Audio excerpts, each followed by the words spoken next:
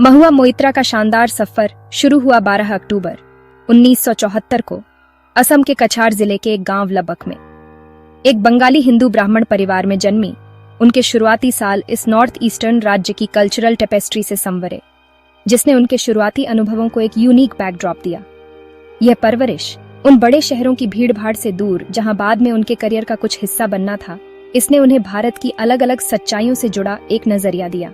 उनके परिवार का माहौल, हालांकि पब्लिक रिकॉर्ड्स में ज्यादा डिटेल्स नहीं है, पर उसने जरूर उनके शुरुआती दुनिया को देखने के नजरिए और एम्बिशंस को बनाने में रोल निभाया होगा और एक ऐसी जिंदगी की नींव रखी होगी जो महाद्वीपों तक जाएगी और रिवाजों को चुनौती देगी।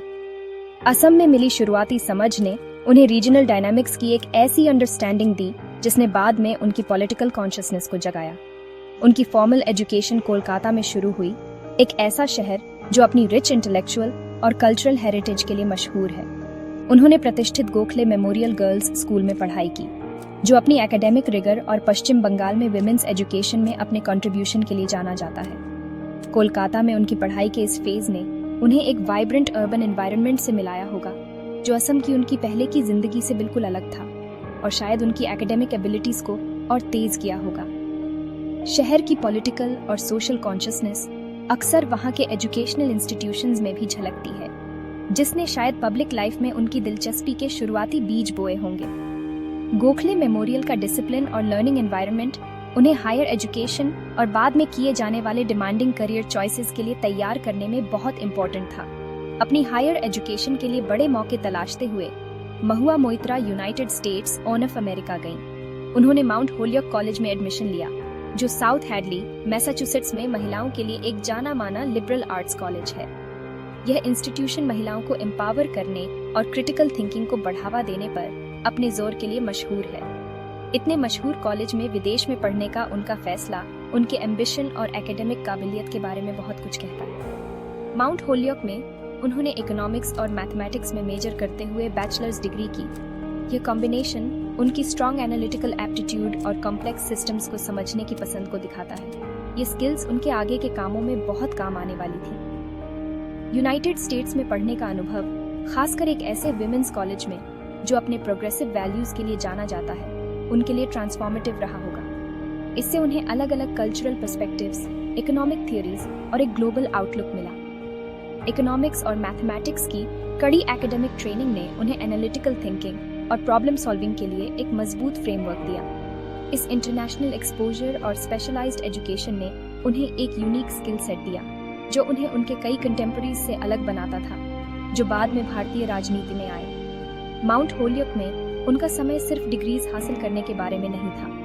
ये ग्लोबल स्टेज पर लीडरशिप और इंटेलेक्चुअल एंगेजमेंट के लिए तैयार एक माइंडसेट बनाने के बारे में था, जिसने फाइनेंस और फिर पॉलिटिक्स में उनके फ्यूचर करियर के लिए एक ठोस नींव रखी। यूनाइटेड स्टेट्स में अपनी शानदार एजुकेशन पूरी करने के बाद महुआ मोइत्रा ने इंटरनेशनल फाइनेंस में एक प्रॉमिसिंग करियर शुरू किया।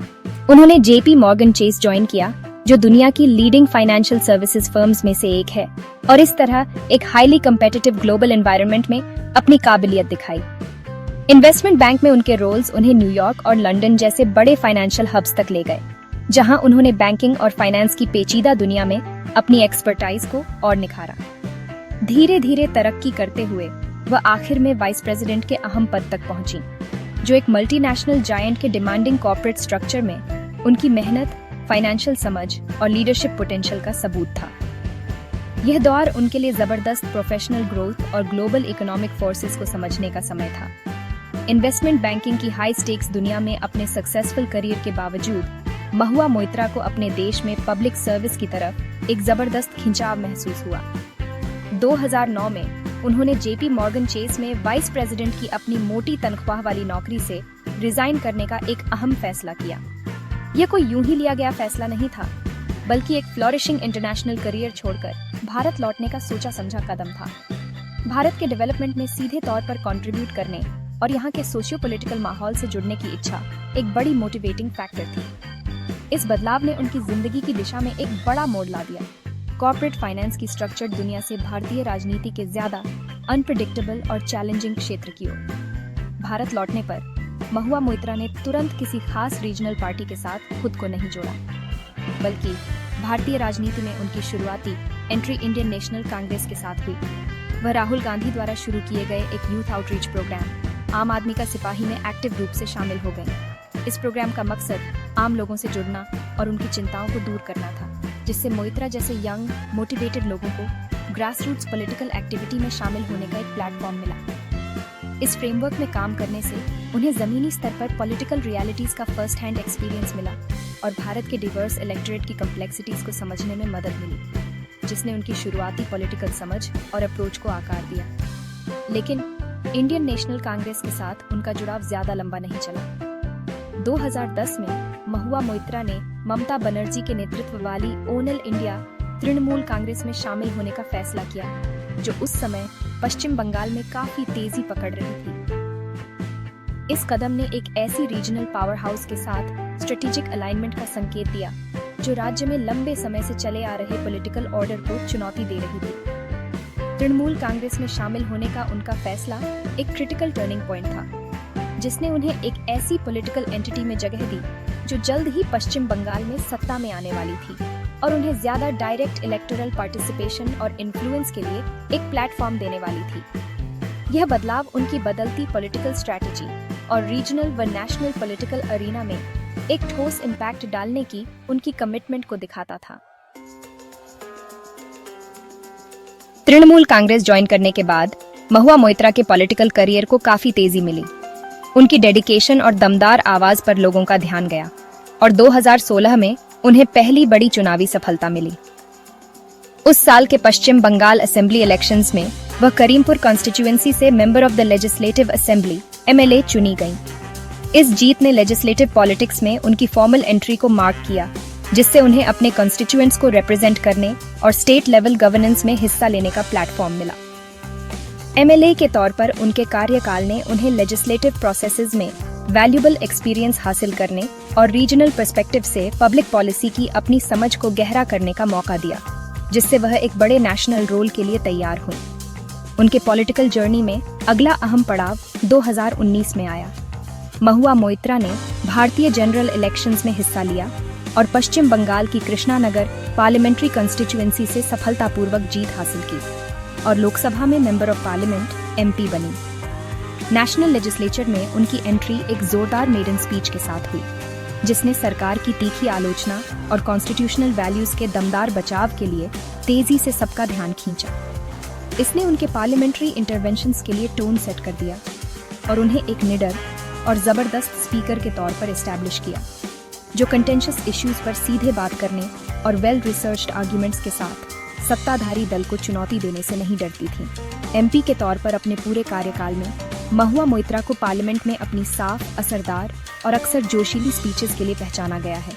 उन्होंने कई अहम नेशनल इश्यूज पर लगातार अपनी आवाज उठाई है और एक जानी मानी ऑपोजिशन फिगर बन गई है।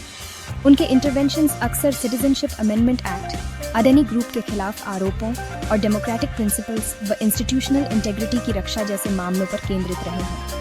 वह पार्लियामेंट्री डिबेट्स का इस्तेमाल सरकारी पॉलिसीज पर सवाल उठाने और सत्ता में बैठे लोगों को अकाउंटेबल ठहराने से कभी पीछे नहीं हटी। इसके अलावा उनका एक्टिविज्म पार्लियामेंट से भी आगे बढ़ा, जब उन्होंने सिटीजनशिप अमेंडमेंट एक्ट और सेडिशन लॉ को चुनौती देते हुए सुप्रीम कोर्ट में पिटिशंस दायर की, जिससे लीगल और कॉन्स्टिट्यूशनल लड़ाइयों के प्रति उनकी कमिटमेंट दिखी। उनके पार्लियामेंट्री कंट्रीब्यूशंस सुर्खियां बटोरते रहे। मिसाल के तौर पर 2 जुलाई 2024 को प्रेसिडेंट्स एड्रेस पर धन्यवाद प्रस्ताव पर चर्चा के दौरान उन्होंने सत्ताधारी बीजेपी की कड़ी आलोचना की और कहा कि एक MP को चुप कराने की उनकी कोशिश ने उन्हें 63 सीटों का नुकसान पहुंचाया। उन्होंने 2019 में बीजेपी की 303 सीटों से घटकर 2024 में 240 रह जाने का जिक्र किया। उन्होंने प्रेसिडेंट द्वारा सरकार को स्टेबल बताए जाने को चुनौती दी और कोalition पार्टनर्स पर उसकी निर्भरता की ओर इशारा किया। बाद में 6 अगस्त 2024 को यूनियन बजट पर बोलते हुए उन्होंने फाइनेंस मिनिस्टर निर्मला सीतारमण की तीखी आलोचना की और दावा किया कि बजट आम लोगों की जरूरतों को पूरा करने में नाकाम रहा। उनका कॉन्फ्रंटेशनल स्टाइल 13 दिसंबर 2024 को फिर से दिखा, जब कॉन्स्टिट्यूशन पर एक डिबेट के दौरान जस्टिस BH लोया की मौत का उनका जिक्र करने पर काफी हंगामा हुआ, जिससे सदन की कार्यवाही स्थगित करनी पड़ी। महुआ मोइत्रा का पॉलिटिकल करियर जहां एक तरफ दमदार भाषणों और असरदार इंटरवेंशन से भरा रहा है, वहीं दूसरी तरफ कई कंट्रोवर्सीज और लीगल चैलेंजेस से भी घिरा रहा है। इन घटनाओं ने अक्सर मीडिया का काफी अटेंशन खींचा है और पब्लिक डिबेट को जन्म दिया है, जिससे उनकी एक कम्बैटिव और कभी-कभी पोलराइजिंग फिगर की इमेज बनी है। जैसे 2017 में उन्होंने तत्कालीन बीजेपी एमपी बाबुल सुप्रियो के खिलाफ मिसकंडक्ट का आरोप लगाते हुए पुलिस में शिकायत दर्ज कराई थी। एक और खास मामला 2020 में हुआ, जब उन्होंने जी मीडिया के खिलाफ डेफामेशन केस दायर किया। इस मामले में उन्हें बाद में बेल मिल गई और चार्जेस भी हटा लिए गए। ये घटनाएं दिखाती हैं कि जब उन्हें लगता है कि कुछ गलत हो रहा है या उनकी रेप्यूटेशन को गलत तरीके से टारगेट किया जा रहा है, तो वह पॉलिटिकली और लीगली दोनों तरह से सीधी टक्कर लेने को तैयार रहती है। सबसे बड़ी कंट्रोवर्सीज में से एक जिसका उन्हें सामना करना पड़ा, वह था कैश फॉर क्वेरी स्कैंडल, जिसके कारण दिसंबर 2023 में उन्हें लोकसभा से निकाल दिया गया आरोपों में, जिनका उन्होंने जोरदार खंडन किया। कहा गया कि उन्होंने पार्लियामेंट में सवाल पूछने के बदले में अपने पार्लियामेंट्री लॉगिन क्रेडेंशियल शेयर किए और तोहफे लिए। यह घटना उनके पॉलिटिकल करियर में एक बड़ा झटका था, जिसने पार्लियामेंट्री एथिक्स पर गंभीर सवाल खड़े कर दिए। लेकिन जबरदस्त रेजिलियंस दिखाते हुए महुआ मोइत्रा ने 2024 के जनरल इलेक्शंस में अपनी कृष्णानगर कॉन्स्टिट्यूएंसी से चुनाव लड़ा और शानदार जीत हासिल की, जिससे पार्लियामेंट में उनकी तेजी से वापसी हुई। इस चुनावी सफलता को उनके सपोर्टर्स ने कंट्रोवर्सी के बावजूद उनकी बेगुनाही का सबूत और उनके पॉपुलर सपोर्ट का प्रमाण माना। पॉलिटिक्स और कंट्रोवर्सीज की इस उथल-पुथल भरी दुनिया के अलावा महुआ मोइत्रा की पर्सनल लाइफ ने भी लोगों का ध्यान खींचा। 30 मई 2025 को उन्होंने जर्मनी में एक प्राइवेट सेरेमनी में पिनाकी मिश्रा से शादी की, जो एक सीनियर एडवोकेट और पूर्व मेंबर ऑफ पार्लियामेंट हैं। यह दोनों की दूसरी शादी थी।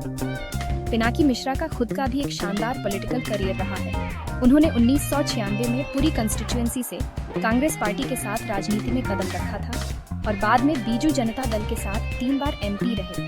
उन्होंने 2024 के चुनाव नहीं लड़ने का फैसला किया। इस शादी ने लॉ और पॉलिटिक्स में काफी एक्सपीरियंस रखने वाले दो लोगों को एक साथ ला दिया, जिससे मोइत्रा की पब्लिक पर्सोना में एक और डायमेंशन जुड़ गया। तो कुल मिलाकर महुआ मोइत्रा का असम के एक गांव से भारतीय पार्लियामेंट के पवित्र हॉल तक का सफर एम्बिशन, इंटेलेक्ट और रेजिलियंस की एक जबरदस्त कहानी है।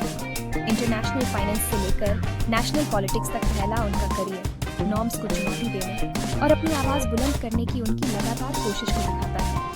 बड़ी कंट्रोवर्सीज और पॉलिटिकल मुश्किलों का सामना करने के बावजूद, जिसमें उनका एक्सपल्शन और फिर री इलेक्शन भी शामिल है, वह भारतीय पब्लिक लाइफ में एक मजबूत हस्ती बनी हुई है। उनकी कहानी, जिसमें बड़ी अचीवमेंट्स भी हैं और गहरे स्ट्रगल्स भी, एक इंस्पिरेशन का काम करती है।